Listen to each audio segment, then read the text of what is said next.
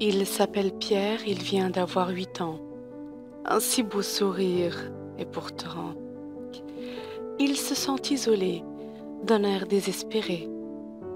Il espère qu'on lui fasse signe pour jouer.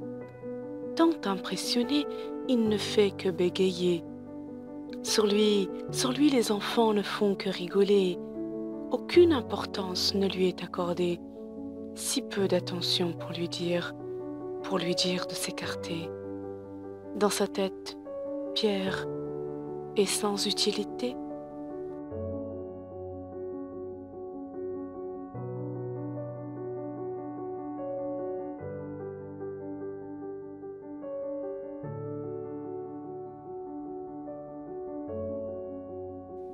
À 10 ans déjà stigmatisé, son ambition réduite au bout du nez.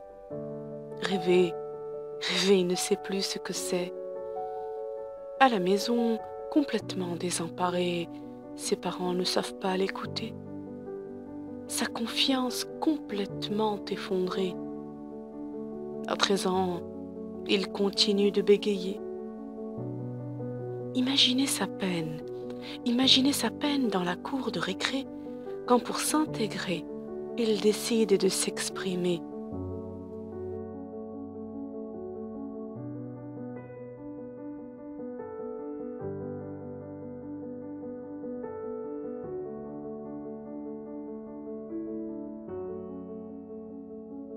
De cette prison, il aimerait tant s'évader. Pourtant, il suffirait de l'écouter. À 15 ans, Pierre se met à dealer.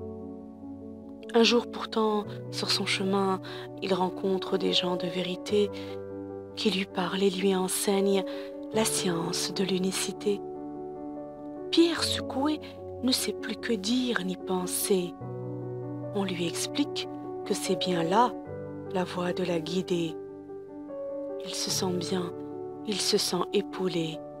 À présent, Pierre sait ce qu'il cherche et qui il est.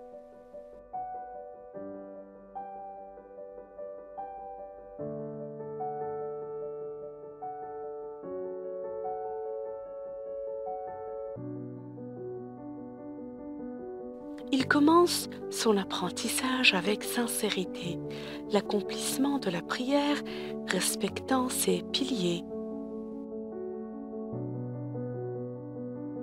Pierre devient Selman, sa vie est belle, elle a changé.